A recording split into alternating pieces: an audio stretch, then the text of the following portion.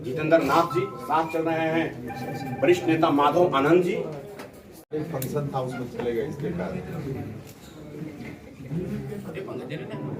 के परिणाम स्वरूप हम सब लोगों ने पार्टी का गठन किया है।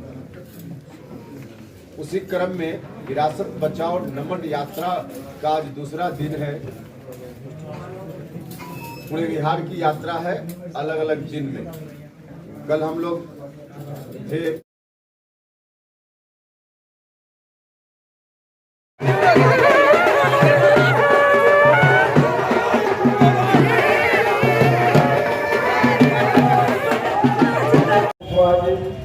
मनोज प्रसाद जी, दीपक कुशवाहा जी, अयूब आलम साहब, अति पिछड़ा समाज के लोगों ने, दलित महादलित समाज के लोगों ने अगर इनका चेहरा ध्यान में रखकर उन्होंने निर्णय लिया होगा तो उपेंद्र कुशवाहा को कोई एतराज नहीं होता।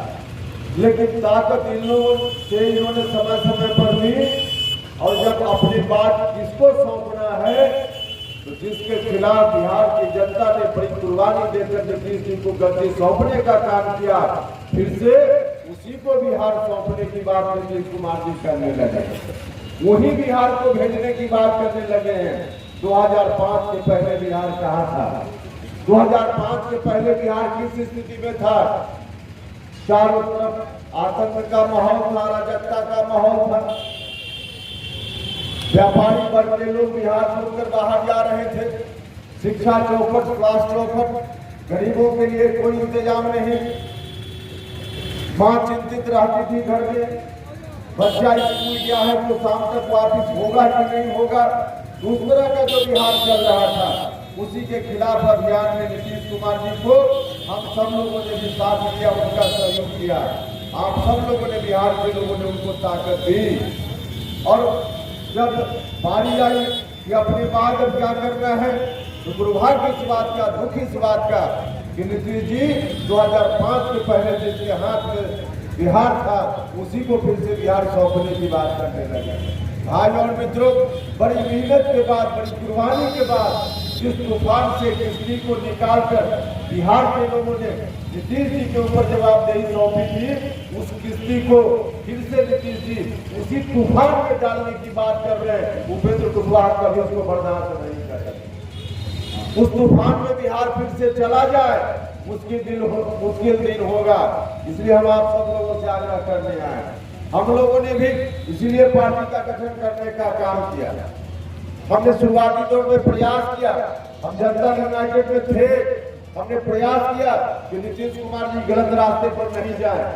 जब तक नीतीश कुमार जी बिहार में रास्ते मजबूती से मुख्यमंत्री के रूप में काम करते, नेतृत्व उनके हाथ में होता, उपेंद्र कुशवाहा को कोई एतराज नहीं था। उनके सानिध्य में, उनके नेतृत्व में उपेंद्र कुशवाहा को काम कर ही रहा।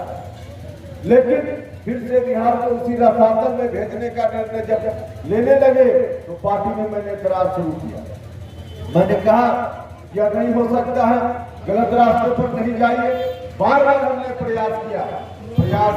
मेरे प्रयास पर ध्यान देने के बजाय उल्टे मेरे बारे में क्या क्या कहा जाने लगा कि उपेंद्र कुशवाहा को बार बार इधर से उधर होते हैं।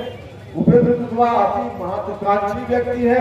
भाइयों और मित्रों, बार बार मेरे ऊपर इधर से उधर जाने का जो आरोप लगाने वाले लोग हैं, उनको जरा पहले अपने गिरवान में झांक कर देखने का काम कर रहे थे। खुद ही कितनी बार इधर से उधर हुए, कोई बात नहीं, ठीक है, आवश्यकतापन तो हुए, लेकिन उनका इधर से उधर होना और उपेंद्र कुशवाहा का इधर से उधर होना, दोनों में बहुत अंतर है। इस अंतर को समझने की कृपा कीजिएगा।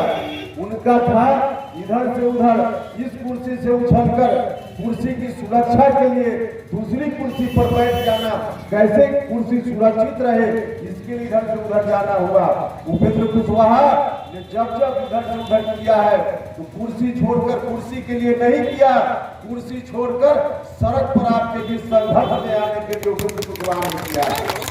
हमने राज्यसभा की सदस्यता छोड़ी, हमने भारत सरकार की मंत्रिपरिषद की सदस्यता छोड़ी, और इस बार 4 साल बचा हुआ था।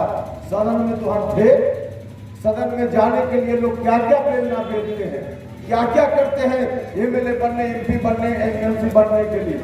सब कुछ लोग राजनीति में इसी को अपना मकसद समझते हैं। उपेंद्र कुशवाहा उस तरह से अगर सोचता तो आराम से घंटाघर में रहता। उपेंद्र कुशवाहा सड़क पर हम नहीं थे, आपकी कृपा से हम लोग घंटाघर में जगह मिली हुई। लेकिन जो घंटाघर, जो कुर्सी सिर्फ अपनी सुख सुविधा के लिए हो, आम जनता का सुख सुविधा के लिए नहीं हो, उस कुर्सी को लात मार देना चाहिए, उस कुर्सी को त्याग देना चाहिए। और इसलिए हमने बार बार उस कुर्सी का त्याग करने का काम किया। हमने बार बार सदन से सड़क पर संघर्ष किया।